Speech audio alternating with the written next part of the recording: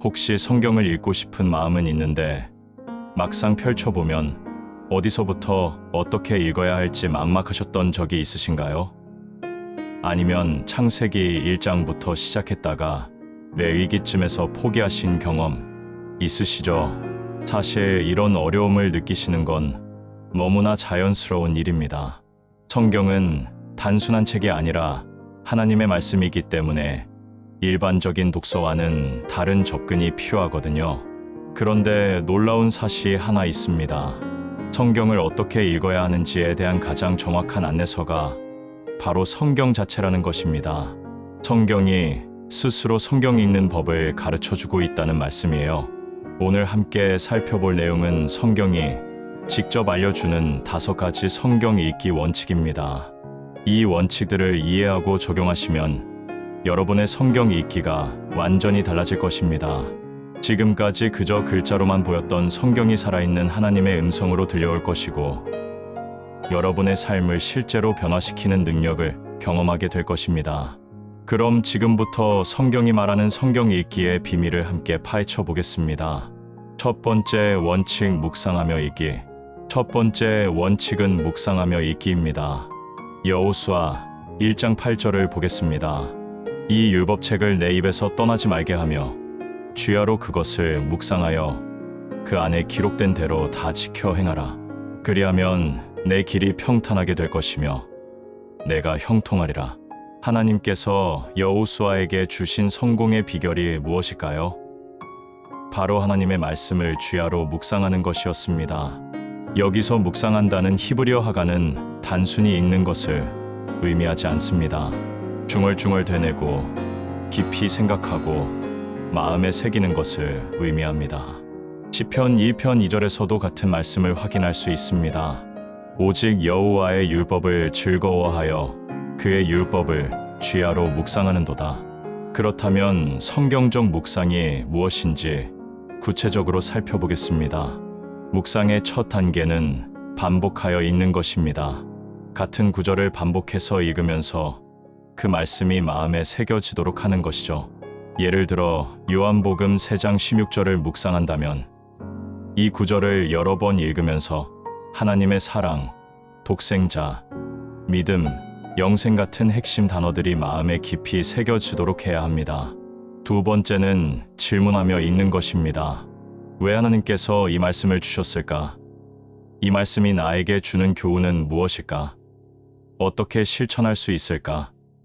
이런 질문들을 통해 말씀이 단순한 지식이 아닌 살아있는 하나님의 음성이 되는 것입니다. 세 번째는 개인화하여 읽는 것입니다. 성경의 약속과 교훈을 나 자신에게 적용해 보는 것이죠. 시편 23편을 읽을 때 여호와는 나의 목자시니 내게 부족함이 없으리로다 라고 고백하면서 하나님이 나의 목자가 되신다는 사실을 개인적으로 받아들이는 것입니다. 마지막으로 적용점을 찾는 것입니다. 말씀을 읽고 묵상한 후에는 구체적인 적용점을 찾아야 합니다. 오늘 이 말씀을 통해 내가 어떻게 살아야 할까? 어떤 태도를 가져야 할까? 이런 실천적 적용이 있어야 진정한 묵상이 완성됩니다. 묵상은 시간을 내어 천천히 해야 합니다. 급하게 많은 분량을 읽으려 하지 마세요. 차라리 짧은 구절 하나라도 깊이 묵상하는 것이 훨씬 유익합니다. 하나님의 말씀은 보물과 같아서 깊이 파면 팔수록 더 귀한 것들이 나오기 때문입니다. 두 번째 원칙, 귀 기울이며 읽기. 두 번째 원칙은 귀 기울이며 읽기입니다. 로마서 10장 17절을 보겠습니다. 그러므로 믿음은 들음에서 나며 들음은 그리스도의 말씀으로 말미암았느니라. 이 구절에서 중요한 것은 들음이라는 표현입니다. 성경 읽기가 단순한 독서 행위가 아니라 하나님의 음성을 듣는 영적 행위라는 뜻입니다. 구약에서 하나님께서 사무엘을 부르셨을 때 엘리 제사장이 사무엘에게 어떻게 가르쳤는지 기억하십니까? 사무엘상 3장 9절에서 여호와여 말씀하옵소서 주의 종이 듣겠나이다 라고 대답하라고 했습니다. 이것이 바로 귀 기울여 듣는 태도입니다. 귀 기울여 읽는다는 것에는 여러 의미가 있습니다. 첫째, 조용한 마음으로 읽는 것입니다. 우리 마음이 세상의 소음으로 가득할 때는 하나님의 세미한 음성을 들을 수 없습니다. 열왕기상 19장에서 엘리야가 하나님의 음성을 들었을 때 그것은 세미한 소리였다고 기록되어 있습니다. 성경을 읽기 전에 마음을 조용히 하고 세상의 걱정과 근심을 내려놓고 하나님께만 집중하는 시간을 가져야 합니다. 둘째, 겸손한 마음으로 읽는 것입니다. 야고보서 1장 21절에서는 모든 더러운 것과 넘치는 악을 내버리고 너희 영혼을 능히 구원할 바 마음에 심어진 돌을 온유함으로 받으라고 했습니다. 온유함으로 받는다는 것은 겸손한 마음으로 받아들인다는 뜻입니다. 우리가 성경을 읽을 때 자신의 생각이나 기존의 관념을 앞세우면 하나님의 음성을 놓칠 수 있습니다. 어린아이 같은 순수한 마음으로 하나님, 오늘 저에게 무엇을 말씀하고 싶으신가요?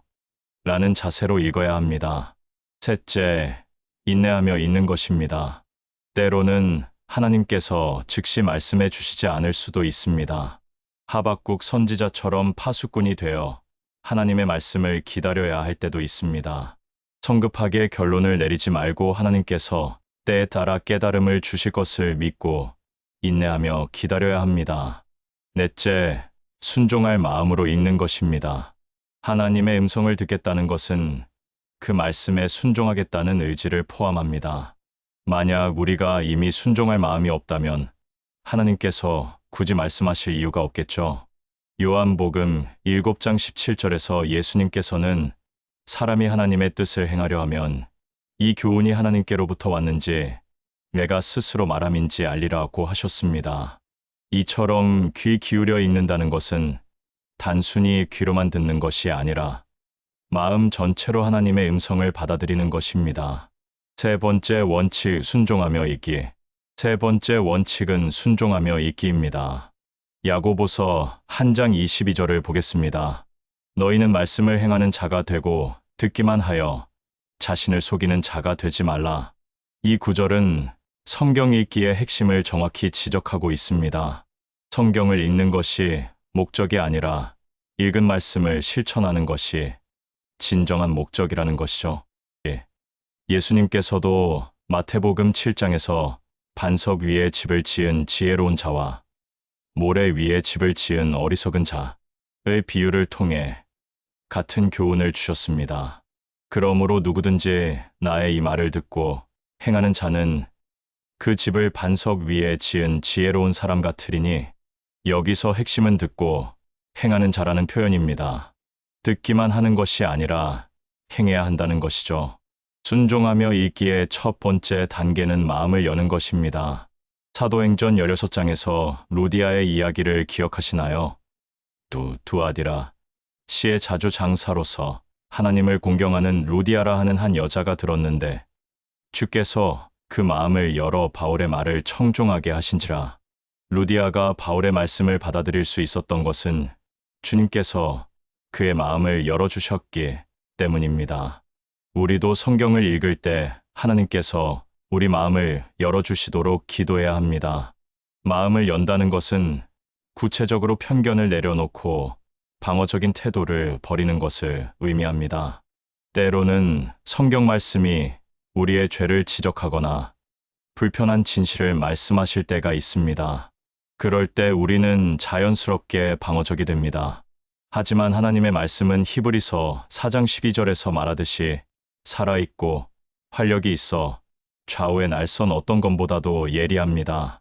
하나님의 말씀이 우리 마음 깊숙한 곳까지 파고 들어올 때 그것을 거부하지 말고 받아들여야 합니다. 두 번째 단계는 구체적인 행동 계획을 세우는 것입니다. 야고보서에서 말씀을 행하는 자가 되라고 했는데 막연하게 행하겠다고 다짐하는 것으로는 부족합니다. 구체적으로 언제, 어디서, 어떻게 실천할 것인지를 계획해야 합니다. 세 번째 단계는 실제로 행동하는 것입니다. 계획을 세우는 것만으로는 충분하지 않습니다. 실제로 행동으로 옮겨야 합니다. 여기서 중요한 것은 완벽하게 할 수 없더라도 시작하는 것입니다. 야고보서 1장 25절에서 자유롭게 하는 온전한 율법을 들여다보고 있는 자는 듣고 잊어버리는 자가 아니여 시행하는 자니 이 사람이 그 행하는 일에 복을 받으리라고 했습니다. 네 번째 단계는 결과를 하나님께 맡기는 것입니다. 때로는 우리가 말씀에 순종했는데도 기대했던 결과가 나타나지 않을 수 있습니다. 그럴 때 실망하거나 의심하지 말고 결과는 하나님께 맡겨야 합니다. 이사야 55장에서 하나님의 말씀은 헛되이 내게로 되돌아오지 아니하고 반드시 하나님의 뜻을 이룬다고 약속하셨습니다. 네 번째 원칙 성령의 도움을 구하며 있기. 네 번째 원칙은 성령의 도움을 구하며 있기입니다. 요한복음 14장 26절을 보겠습니다. 보혜사 곧 아버지께서 내 이름으로 보내실 성령 그가 너희에게 모든 것을 가르치고 내가 너희에게 말한 모든 것을 생각나게 하리라. 이 구절에서 우리는 성령님의 두 가지 중요한 사역을 발견할 수 있습니다. 첫째는 가르치시는 사역이고 둘째는 생각나게 하시는 사역입니다. 성경은 성령님의 감동으로 기록된 책입니다. 베드로후서 1장 21절에서 예언은 언제든지 사람의 뜻으로 낸 것이 아니요 오직 성령의 감동하심을 받은 사람들이 하나님께 받아 말한 것임이라고 했습니다. 그렇다면 성경을 기록하신 성령님께서 성경을 읽는 우리에게도 도움을 주실 것은 당연한 일입니다. 고린도전서 2장에서 바울은 육에 속한 사람은 하나님의 성령의 일들을 받지 아니하나니 이는 그것들이 그에게는 어리석게 보이며 또 그는 그것들을 알 수도 없나니 그런 일은 영적으로 분별되기 때문이라 고 했습니다. 이 말씀은 성경을 이해하는 데 있어서 성령님의 도움이 얼마나 중요한지를 보여줍니다. 영적인 일은 영적인 것으로 분별되기 때문에 사람의 지혜나 학문만으로는 하나님의 깊은 뜻을 온전히 깨달을 수 없다는 것입니다. 성령의 도움을 의지한다는 것은 구체적으로 무엇을 의미할까요? 첫째, 기도하며 읽는 것입니다. 시편 119편 18절에서 내 눈을 열어서 주의 법에 기이한 것을 보게 하소서라고 기도했습니다. 이것이 바로 성령의 조명을 구하는 기도입니다. 성경을 읽기 전에 하나님, 오늘 말씀을 읽는 동안 성령님께서 저의 마음과 정신을 열어주셔서 하나님의 뜻을 깨닫게 해 주시옵소서라고 기도해야 합니다. 둘째, 마음을 성결하게 유지하는 것입니다. 마태복음 5장 8절에서 마음이 청결한 자는 복이 있나니 그들이 하나님을 볼 것임이라고 하셨습니다. 죄로 더러워진 마음으로는 거룩하신 하나님의 말씀을 올바로 이해할 수 없습니다. 성경을 읽기 전에 자신의 죄를 회개하고 하나님 앞에서 깨끗한 마음을 유지하려고 노력해야 합니다. 셋째, 성령님의 시간표를 존중하는 것입니다. 때로는 성령님께서 점진적으로 깨달음을 주실 때가 있습니다. 요한복음 16장에서 예수님께서는 내가 아직도 너희에게 이를 것이 많으나 지금은 너희가 감당하지 못하리라. 그러나 진리의 성령이 오시면 그가 너희를 모든 진리 가운데로 인도하시리니 라고 하셨습니다. 우리가 한 번에 모든 것을 이해하려고 조급해하지 말고 성령님께서 때에 따라 깨달음을 주실 것을 믿고 기다려야 합니다. 넷째, 성령님의 증거에 민감하게 반응하는 것입니다. 로마서 8장 16절에서 성령이 친히 우리의 영과 더불어 우리가 하나님의 자녀인 것을 증언하시나니라고 했습니다. 성령님은 우리 마음 속에서 증언하시고 확신을 주십니다. 말씀을 읽을 때 마음에 평안이 오거나 특별한 감동이 있을 때 그것을 가볍게 넘기지 말고 깊이 묵상해야 합니다. 다섯 번째 원칙, 공동체와 함께 있기. 다섯 번째이자 마지막 원칙은 공동체와 함께 있기입니다. 느헤미야 8장에서 이스라엘 백성들이 모여 에스라가 율법을 낭독하는 것을 들었습니다. 그들이 하나님의 율법책을 낭독하고 그 뜻을 해석하여 백성에게 그 있는 것을 깨닫게 하였더라. 이 장면은 성경적인 공동체 성경 읽기의 모델을 보여줍니다. 혼자 읽는 것도 중요하지만 함께 읽고 나누는 것의 가치를 가르쳐 줍니다.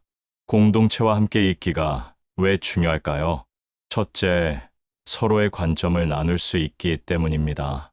고린도전서 12장에서 바울은 몸의 각 지체가 다른 기능을 가지고 있다고 가르쳤습니다. 마찬가지로 성도들도 각각 다른 영적 은사와 관점을 가지고 있습니다. 한 사람이 놓칠 수 있는 부분을 다른 사람이 발견할 수 있고 서로 다른 삶의 경험을 통해 말씀을 다양한 각도에서 조명할 수 있습니다. 둘째, 잘못된 해석을 바로잡을 수 있기 때문입니다. 베드로후서 1장 20절에서 먼저 알 것은 성경의 모든 예언은 사사로이 풀 것이 아니니 라고 했습니다. 개인의 주관적인 해석만으로는 충분하지 않다는 의미입니다.